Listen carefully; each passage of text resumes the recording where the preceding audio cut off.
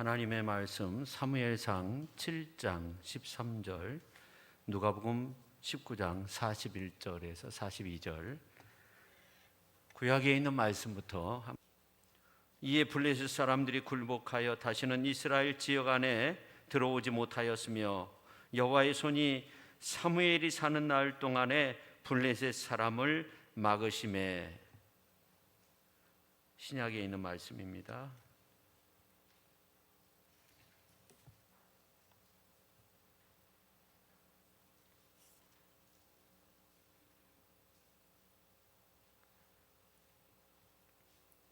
가까이 오사 성을 보시고 우시며 이르시되 너도 오늘 평화에 관한 일을 알았더라면 좋을 뻔하였거니와 지금 내 눈에 숨겨졌도다. 아멘. 기도하겠습니다. 하나님 아버지, 감사드립니다. 이 시간 말씀 듣는 시간입니다. 말씀을 통해서 큰 은혜 받게 하시고 우리의 삶이 새로워지는 복된 시간으로 성령 하나님께서 함께하여 주옵소서.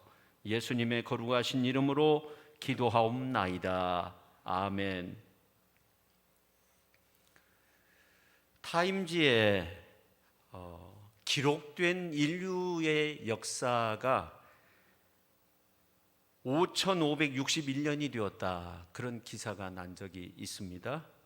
그 가운데 전쟁은 14,531번.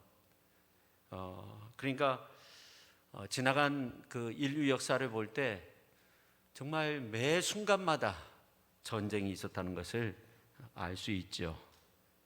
노르웨이에서 그럼 전쟁 비용은 어느 정도 되느냐, 이걸 파악을 해봤는데 적군 한 사람을 죽이는데 주전 54년 경에는 시저가 활동하였을 때 미화 75전 1달러가 되지 않았다는 거죠.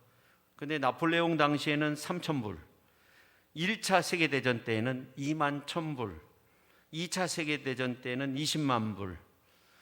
만약 3차 세계대전이 일어난다고 하면 100만 불, 우리나라 돈으로 한 10억 원이 들 것이다. 한 10년 전의 통계니까 지금은 그 배 정도 되겠죠. 저는 이러한 기사들을 보면서, 이런 내용들을 보면서 이런 생각을 했어요. 우리가 이 전쟁을 그치기 위해서 얼마나 힘쓰고 있는가 하는 겁니다. 적을 죽이기 위해서 엄청난 돈을 그렇게 투자하고 있는데 우리는 전쟁을 그치게 하기 위해서, 평화를 위해서 얼마만큼 노력하고 얼마만큼 투자하고 있는가, 그런 생각을 했습니다. 올해 미국 군사력 평가 기관인 GFP에서 올해 국가별로 국방비 지출 예산에 대해서 밝힌 적이 있어요. 근데 우리나라가 프랑스, 호주, 러시아를 제치고 세계 8위가 되었습니다. 러시아를 제쳤어요. 그래서 엄청난 예산을 이 국방비에 투자하고 있다는 거죠. 또 어떤 자료에 보니까 인류 문명사 중에 전쟁이 없었던 때는 286년밖에 되지 않는다. 그러니까 따지고 보면 계속적으로 1년에 2번 정도.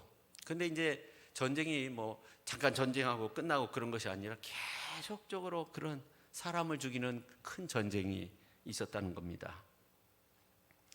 감사한 것은 저희 세대에 전쟁을 경험하지 않았다는 거예요. 우리나라에서. 물론 이제 저보다 연세가 많으신 분들은 경험하신 분들도 있을 텐데, 근데 간접적으로는 경험을 했어요. 왜냐하면 KBS에서 이산가족 찾기를 통해서 이 전쟁이 주는 아픔이 얼마나 큰 건가 하는 것을 경험했습니다.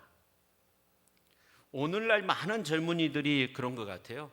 전쟁이라고 하는 것은 먼 나라 이야기로만 그렇게 생각하는 경우가 있는데 지금도 38선이 있죠. 아직도 남과 북이 화해하지 못하는 그러한 부분들이 너무나도 많이 있습니다. 사실은 우리가 민족 평화 통일을 위해서 기도해야 되죠. 오늘 이제 평화 통일 주일인데 특별히 우리가 전쟁 없는 평화 통일을 위해서 우리가 기도해야 되지 않나, 그런 생각을 합니다. 코로나가 일어나기 전에 이 한국 교계가 한 10만 명 정도 모여가지고 그 겨울에 10만 명이 서울 시청 앞 광장에 모여가지고 1월 달이었는데 전쟁이 그치고 평화가 오게 해달라고 그런 기도회를 가진 적이 있어요. 그때 우리는 외쳤죠. 하나님, 우리는 전쟁을 싫어합니다. 이 땅에 전쟁 없는 평화가 오게 하여 주옵소서. 그렇게 간절히 기도했었습니다. 성도 여러분, 이 땅에 전쟁이 있어서는 안 되죠. 한반도뿐만 아니라 지구촌이 정말 평화의 세상이 되었으면 좋겠습니다. 테러도 없고 평안하게 살 수 있는 그런 나라가 되었으면 좋겠습니다. 그러면 우리가 오늘 2021년 평화 통일 주의를 지키면서 전쟁 없는 세상을 위해서 우리가 어떤 일들을 해야 되는가, 이러한 것들을 살펴보면서 함께 은혜를 나누고자 합니다. 첫째, 이 전쟁이라고 하는 것은 무서운 거예요. 전쟁을 연습하는 것도 무서운 거죠. 전쟁이 왜 무섭냐면 사람의 생명을 함부로 취급하죠. 6.25 전쟁 때 얼마나 많은 사람들이 죽었습니까? 인명피해가 450만 명이 되었다고 하니까요. 피난민이 320만 명, 미망인이 된 사람이 30만 명, 고아가 10만 명이 되었다고 합니다.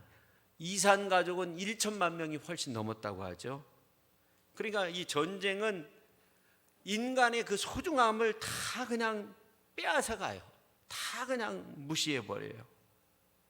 이념이 다르다고 해서 같은 마을에 사는 사람을 죽이기도 하고, 부모를 죽이기도 하고, 형제를 죽이기도 하고, 그것을 죄책감 없이 하는 경우가 많이 있다는 겁니다. 한마디로 전쟁은 하나님의 형상대로 지음받은 인간을 짐승보다도 못하게 취급하는 그런 일들이 나타나게 되는 겁니다.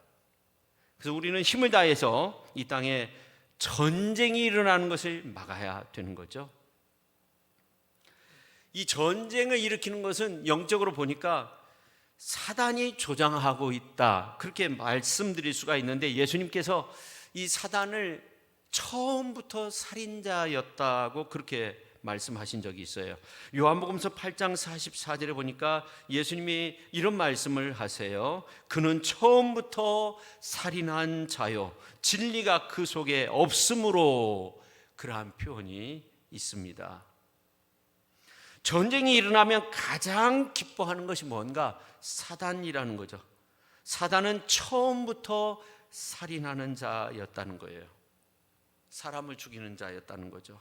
그러니까 이 사단은 서로가 싸우게 만든다는 거예요. 우리는 영적으로 세상 정부 무슨 세력과 싸우는 것이 아니라 영적으로 볼 때 사탄 마귀와 싸워야 되죠. 에베소서 6장 12절에 있는 말씀을 보니까 우리의 씨름은 혈과 육을 상대하는 것이 아니요 통치자들과 권세들과 이 어둠의 세상 주관자들과 하늘에 있는 악의 영들을 상대함이라, 그렇게 말씀하고 있습니다. 우리가 하나님 앞에 나와 기도해야 되죠. 평화 통일을 위해서 하나님 앞에 기도할 수 있어야 됩니다. 그랬을 때 하나님께서 이 땅에 평화를 주실 거고 더 나아가 통일을 주실 줄로 믿습니다.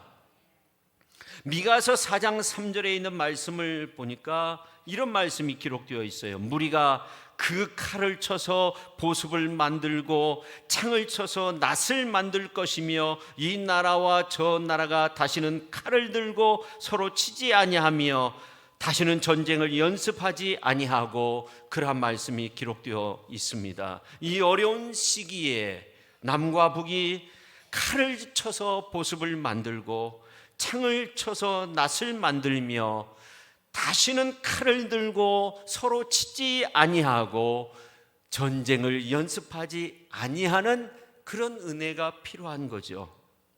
두 번째, 전쟁 없는 평화라는 겁니다. 세상은 평화 원하지만 전쟁의 소문도 늘어간다. 이 모든 인간 고통 두려움뿐 그 지겨움 끝없네. 그러나 주 여기 계시니 그 복음성가 가사가 참 좋은데 3절에 보면 형제들 하나 안에 살 때 얼마나 좋고도 즐거운가. 우리가 하나 되어 살 때, 우리 민족이 하나 될 때 정말로 하나님께서 기뻐하실 거예요. 달콤한 기름 부은 이슬처럼 우리 위에 내리네 생명호흡 항상 새롭다. 우리가 아들 믿을 때 그의 영으로 하나 돼, 그의 영으로 하나 돼. 하나일세, 우리 모두 다 하나일세. 그런 찬양이 있어요. 여러분, 이 땅의 평화 통일을 위해서 우리가 기도할 수 있어야 됩니다. 성령께서도 그 일을 원하시는 것 같아요. 왜냐하면 이 성령의 열매 가운데 보니까 사랑의 열매, 그 다음에 희락의 열매, 그 다음에 화평의 열매, 평화의 열매. 그러니까 평화 통일을 이루어야 되는 거죠. 전쟁이 없다고 참 평화가 이루어지느냐? 그것은 또 아닌 것 같아요. 이 평화라고 하는 것은 간구해야 되는 겁니다. 평화를 잃으면 모든 것을 잃어버리는 겁니다. 안타깝게도 사람들은 진정한 평화가 무언가를 잊어버리고 사는 경우도 참 많이 있습니다. 두바이의 세습 통치자 왕입니다. 두바이의 왕, 이름이 너무나 길어서 제가 말씀드리지 않는데, 딸이 공주가 있었는데 세이카 라티파라는 그러한 공주가 있었는데, 나는 두바이에서는 살지 않겠다, 답답해서 살 수 없다, 그러면서 두바이에 사느니 차라리 나는 미국에 가서 햄버거나 굽겠다, 그런 말을 했어요. 그리고 실제로 이 공주가 두바이에서 보트를 타고 탈출을 시도했어요. 무작정 인도양을 향해서 그냥 간 거예요. 목숨 걸고 두바이에서 탈출을 한 거죠. 8일 만에 잡혔어요. 감금 생활을 해요. 아버지가 이제 딸을 아무것도 하지 못하게 그냥 가둬두는 거예요. 근데 계속적으로 탈출을 감행해서 최근에 아이슬란드에서 포착되었다고 하죠. 두바이 공주로서 무엇이 부족하겠어요? 먹을 것이 없겠어요? 무슨 옷이 없겠어요? 물질적인 거 뭐 부족한 것이 뭐가 없겠어요? 주변에 사람들이 막 가득 차 있죠. 근데 그녀에겐 진정한 평화가 없었다는 겁니다. 옛날 어느 스승이 있었는데 제자들에게 아주 담대함을 보여주기 위해서 노력했던 그러한 스승인데, 어느 날 지진이 일어나가지고 그런 가운데 내가 제자들에게 담대함을 보여줘야 되겠다, 이렇게 생각을 하고 지진이 일어나는 가운데 물컵을 들고 가만히 있다가 그것을 자연스럽게 먹었다는 겁니다. 지진이 다 끝나고 제자들에게 지진이 일어났을 때 내가 물컵 들고 있는 거 보았냐고, 그래. 보았다고. 내가 손이 떨었냐고, 그러니까 떨지 않았다고 그래요. 근데 어느 제자가 손을 들면서 선생님 그런데 그 컵 속에 사실은 간장이 있었어요, 그랬답니다. 재밌는 이야기입니다. 간장을 먹으면서 긴장을 해가지고 간장을 먹으면서도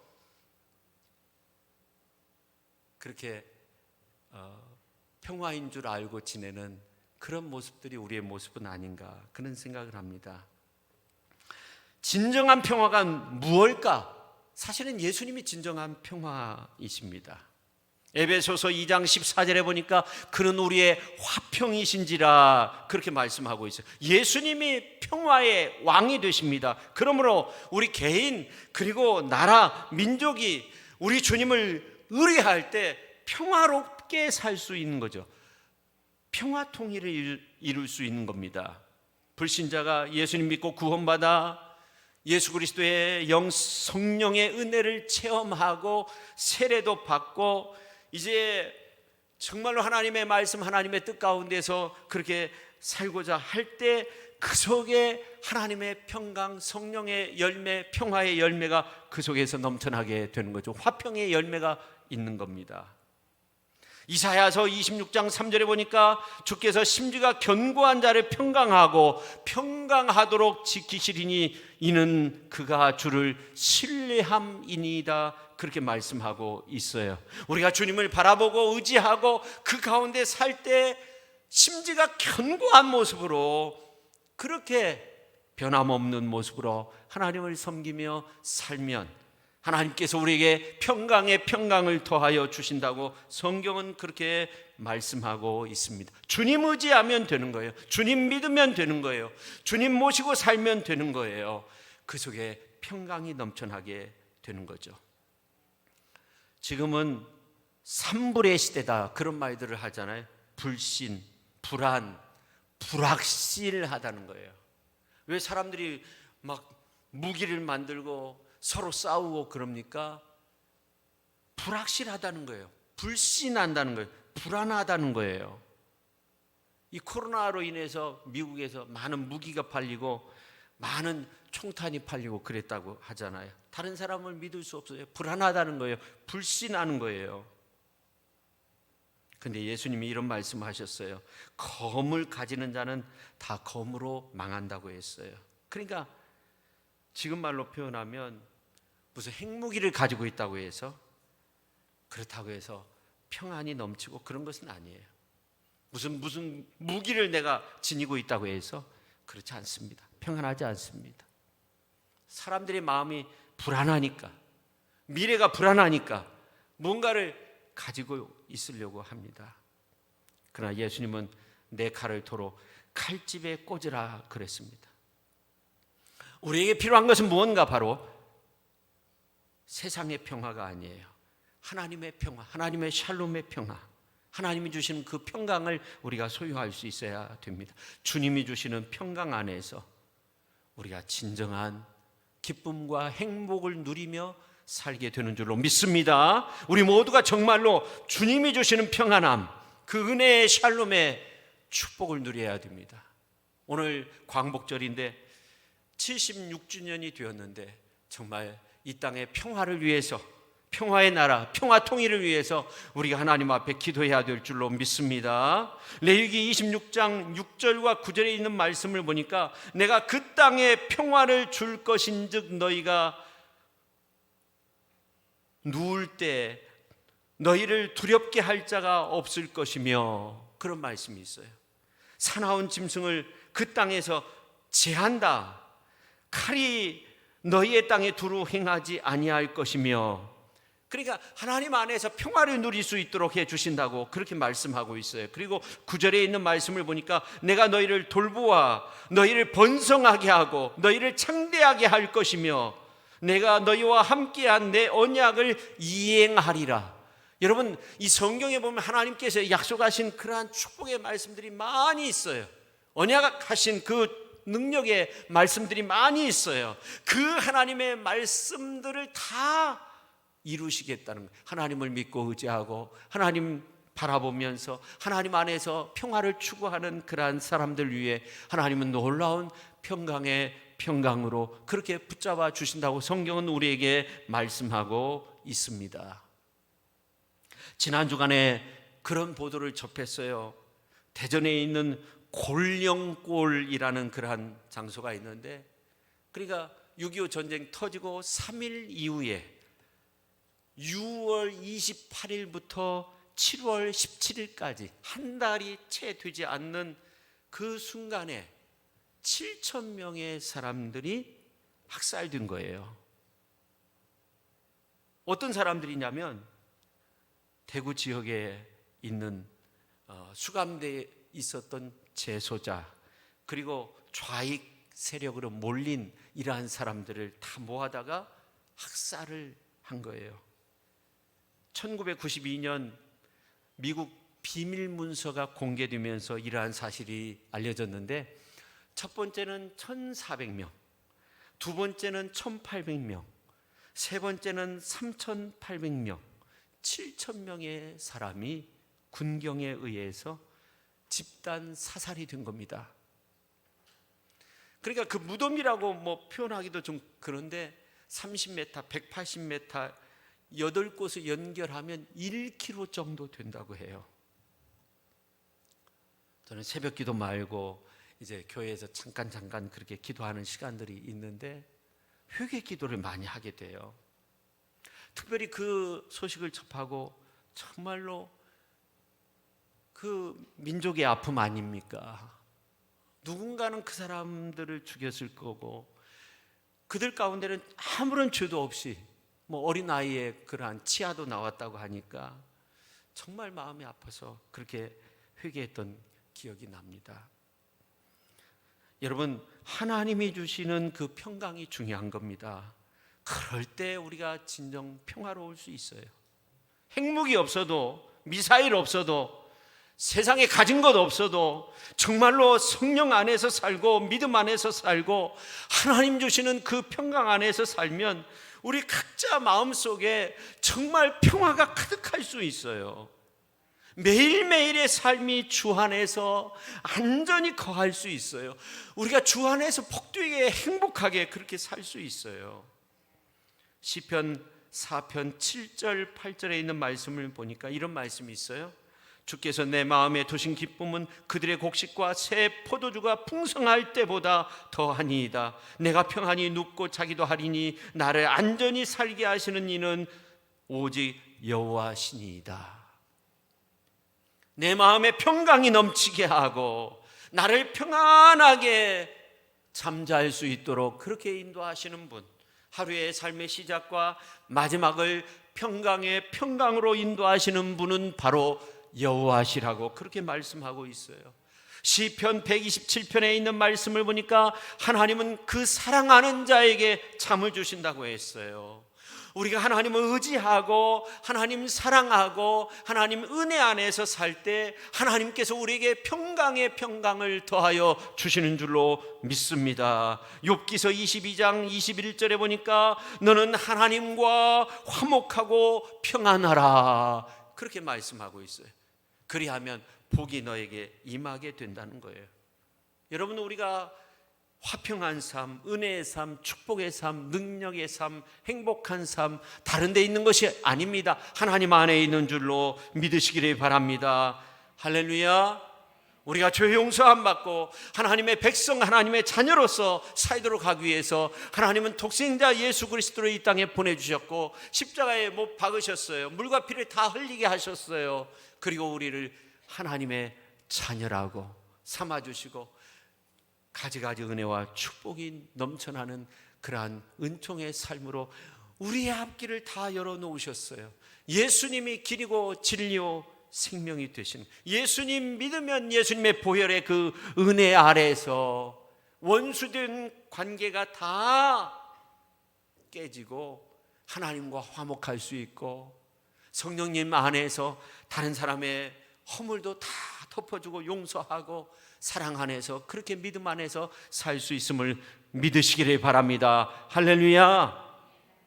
그래서 너는 하나님과 화목하고 평안하라 하는 거예요. 하나님과 화목하고 평안하라.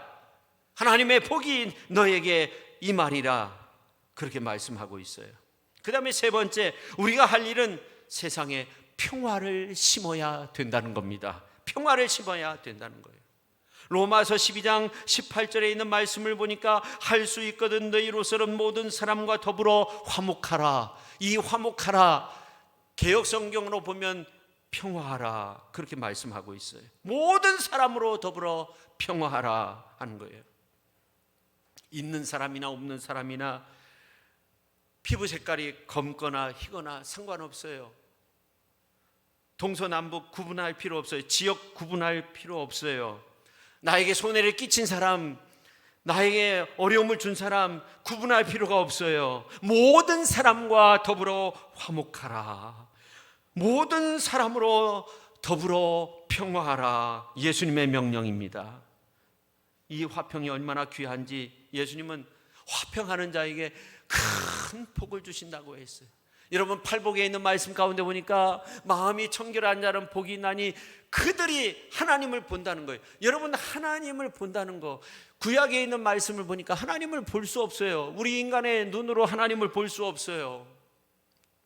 우리가 거룩한 새 사람을 입고 정말 예수 그리스도께서 의로운 옷으로 우리를 입혀주시고 하나님 앞에 설 때 그때 그 거룩한 보좌에 계신 하나님을 어렴풋이 그렇게 볼 수는 있겠죠.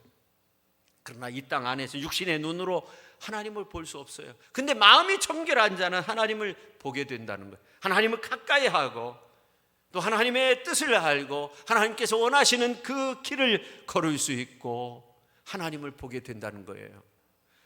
근데 9절 말씀을 보니까 화평하게 하는 자는 복이 있나니 그들이 하나님의 아들이라 일컬음을 받을 것이며, 그렇게 말씀하고 있어요. 놀라운 말씀 아니에요? 하나님을 보는 것도 복인데 그보다 더 큰 복이 하나님의 자녀가 되는 복 아닙니까? 화평하게 하는 자가 하나님의 아들이라고, 하나님의 딸이라고 그렇게 일컬음을 받게 된다고 성경은 우리에게 말씀하고 있어요. 우리가 하나님의 자녀되면 어떻게 되겠어요? 하나님이 예비해 놓으신 32,500가지 그 언약의 축복의 말씀들이 우리 안에서 다 이루어지는 거예요. 하나님의 놀라운 복을 받을 수 있어요. 하나님의 큰 은혜를 경험할 수 있어요. 하나님 안에서 행복할 수 있어요. 하나님 안에서 기뻐할 수 있어요. 하나님 안에서 힘든 어려운 문제도 다 극복할 수 있어요. 하나님 안에서 우리가 새 힘을 얻을 수 있어요. 새 능력을 얻을 수 있어요. 할렐루야. 그 은혜가 있으니 얼마나 좋은 거예요. 하나님의 아들이라, 하나님의 딸이라, 그런 은혜를 누리게 된다는 거예요. 어떤 사람들이요? 화평하게 하는 사람들이요. 영혼이 잘 되고 범사도 형통하고 육신도 강건하고 생명을 얻되 풍성히 얻고 땅에서 잘 되고 땅의 기름진 복, 하늘의 신령한 복, 이른 비 늦은 비의 그러한 축복의 은혜를 누리게 되는 줄로 믿습니다. 화평케 하는 사람이 그렇다는 거예요. 그래서 세상의 평화는요, 어느 한 사람이 다 이루게 되는 것은 아니에요. 유정자들의 역할도 굉장히 중요하지만 사실 우리가 하나님과 화평한 삶을 사는 그 한 사람이 중요한 거예요. 여러분, 오늘 구약에 있는 말씀을 보니까 이 사무엘 선지자의 이야기가 나와요. 근데 사무엘 선지자가 살아있는 그 동안, 살아있을 때 하나님께서 블레셋 사람들을 다 막아버리신다는 거예요. 더 이상 블레셋 사람들이 이스라엘을 침공하지 못하도록 하나님께서 지켜주신다는 거예요. 그 말씀을 기록하고 있어요. 오늘 이제 사무엘상 7장 13절 말씀을 우리가 같이 한번 읽어볼까요? 이에 블레셋 사람들이 굴복하여 다시는 이스라엘 지역 안에 들어오지 못하였으며 여호와의 손이 사무엘이 사는 날 동안에 블레셋 사람을 막으시매. 아멘. 하나님과 화평한 이 사무엘 한 사람을 통해서 사무엘이 사는 날 동안에 블레셋과의 전쟁이 없어요. 블레셋은 철기 문명을 가지고 있었던 사람이에요. 충분히 이스라엘을 점령할 수 있었어요. 그런데 하나님께서 다 막아버리신 거예요. 여러분, 놀라운 것은 사도 바울도요, 알렉산드리아 호를 타고요 로마로 끌려갔어요. 죄수의 신분이었어요. 가다가 지중해에서 유라굴로의 광풍을 만났어요. 이제 배가 파손해가지고 다 죽을 수밖에 없는 그러한 상황이었어요. 276명, 거기엔 죄수도 있었고 거기에는 이제 뭐 선장도 있고 선원도 있고 죄수를 끌고 가는 그런 이제 뭐 군인들도 있었을 거고, 그렇죠. 근데 중요한 한 사람이 있었어요. 사도 바울이 타고 있었어요. 사도 바울은 사명의 사람이에요. 하나님의 복음을 전하는 사람이, 기도의 사람이에요.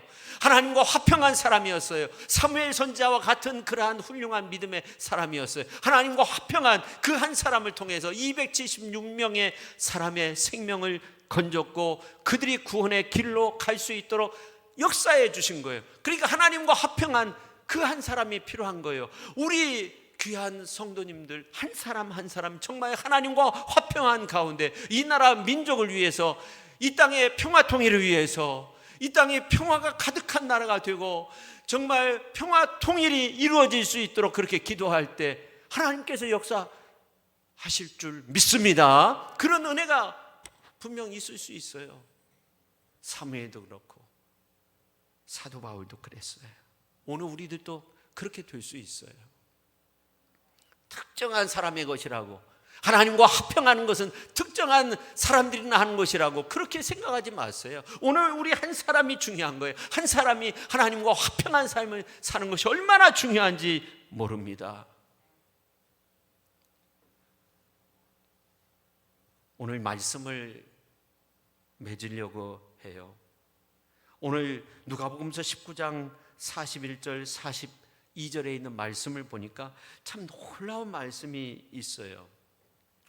41절에 보니까 가까이 오사 성을 보시며 우시며 이르시되 너도 오늘 평화에 관한 일을 알았더라면 좋을 뻔하였거니와 지금 내 눈에 숨겨졌도다.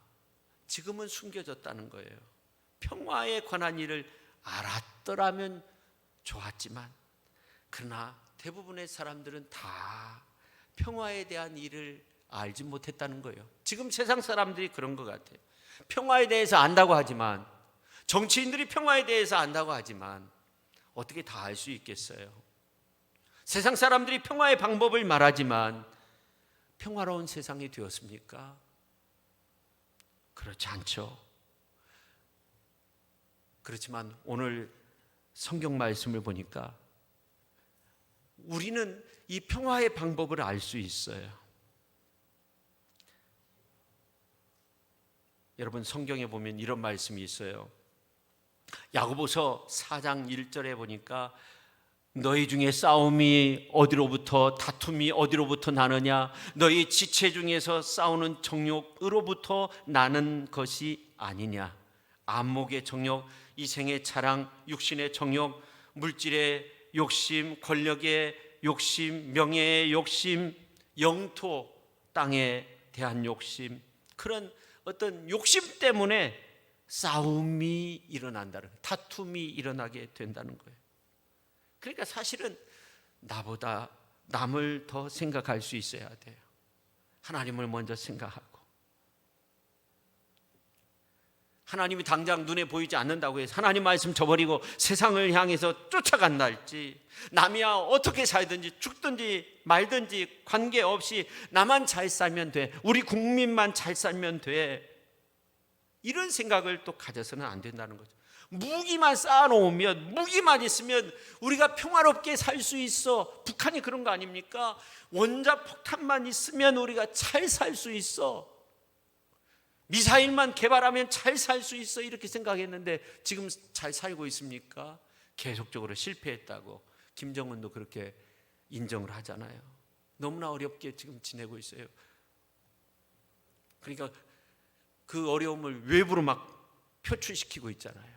뭘 폭파시키기도 하고 너무나 어렵게 지내고 있잖아요. 그렇습니다. 오늘 우리는 하나님의 아들, 딸들입니다. 우리는 평화에 대해서 무관심해서는 안 됩니다. 우리는 평화의 사람이 되어야 합니다. 평화를 만들기 위해서 우리가 힘써야 됩니다. 그렇지 않으면 예수님이 슬퍼하십니다. 눈물을 흘리십니다. 예수님은 우리에게 전쟁 없는 평화를 위해 기도하라고 말씀하십니다. 세상은 모르지만 우리는 전쟁 없는 평화가 이루어지기를 분명히 원하고 있어야 됩니다. 그렇게 기도해야 됩니다. 내가 욕심을 포기하고, 내가 남을 먼저 생각하고, 내가 이웃을 먼저 생각하고, 우리나라가 중요한 것처럼 다른 나라도 생각할 줄 알고, 우리가 정말 살아갈 때 그 속에 전쟁 없는 평화가 오게 될 거예요. 우리 남한만 잘 살면 된다, 이것이 아닙니다. 함께 잘 살아야 됩니다. 우리는 하나님 주시는 샬롬을 가지고 욕심을 버리고 남을 생각하고 나누어주고 베푸는 삶, 그럼 성령께서 도와주심으로 말미암아 그런 삶을 살고자 하는 자에게 성령께서 함께 해주심으로 말미암아 화평의 은혜를 주시고 전쟁 없는 그러한 평화가 내 가슴 속에서부터, 우리 가정에서부터, 정말 우리 일터에서부터, 우리 목장에서부터, 우리 교회에서부터, 이 지역으로부터, 더 나아가 이 나라로부터, 한반도로부터 전 세계가 정말 평화의 세상이 될 줄로 믿습니다. 성도 여러분, 예수 그리스도를 영접함으로 사람의 마음속에 하나님의 평강이 있어야 됩니다. 하나님을 잊어버리면 사람의 마음이 강팍해집니다. 사람들을 죽이는 것을 너무나 쉽게 생각합니다. 하나님을 잊어버려서는 안 됩니다. 태풍이 요동쳐서 아무것도 할 수 없는 그런 바다가 평화로운 바다가 아닙니다. 고깃배가 드나들면서 잔잔한 가운데 이제 낚시도 할 수 있고 그물을 던져서 거기에서 많은 고기를 잡을 수 있는 그런 바다가 샬롬의 바다입니다. 우리가 예수님 안에 그런 평강이 넘쳐나야 됩니다. 우리가 인생 살 때 그런 인생의 항해를 할 수 있어야 됩니다. 주님의 몸된 교회가 그런 은혜가 넘쳐날 수 있어야 됩니다. 샬롬의 은혜가 이 지역사회뿐만 아니라 이 땅, 이 나라 가운데 정말 평화의 백성들이 가득한 그런 나라가 되기 위해서 우리가 함께 힘써야 될 줄로 믿습니다. 광복 76주년을 맞이해서 삶의 공고함이 있고 피곤이 있고 아픔이 있고 마스크를 쓰다 보면 여러 가지 많은 힘든 부분들이 있지만 하나님이 주시는 하늘의 평화로 가득한 가운데 사시는 저와 여러분 모두가 될 수 있기를 예수님의 이름으로 축원합니다. 그리고 이 나라가 정말 평화의 나라, 그리고 평화 통일을 이루는 그런 민족이 되기 위해서 함께 힘쓰는 그런 놀라운 축복의 역사를 만들어 가실 수 있기를 예수님의 이름으로 축원합니다. 기도하겠습니다. 하나님 아버지 감사드립니다. 이 땅에 76년 전에 민족 해방을 주셨지만 38선으로 나뉘어져서 너무나도 오랜 세월이 지났습니다. 전쟁도 일으키고 수많은 그러한 아픔이 있지만 아직도 이 땅은 진정한 평화를 이루지 못했습니다. 민족 평화 통일을 이루지 못했습니다.